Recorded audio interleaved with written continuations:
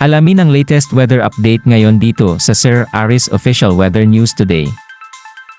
Kanina alas 3 ng hapon, ito ay namataan sa layong 440 kilometers east ng Davao City. Itong low pressure area na ito ay hindi natin tinatanggal yung posibilidad na maging isang ganap na bagyo.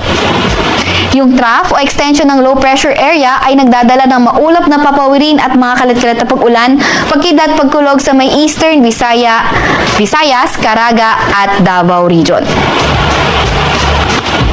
Sa kasalukuyan naman, itong southwest monsoon o habagat nakakaapekto sa may kanlurang bahagi ng Southern Luzon at Visayas. At sa ngayon, nagdadala ito ng maulap na papawirin at mga kalat-kalat na pag-ulan, pagkidlat pagkulog sa may Palawan, pati na rin sa may Occidental Mindoro.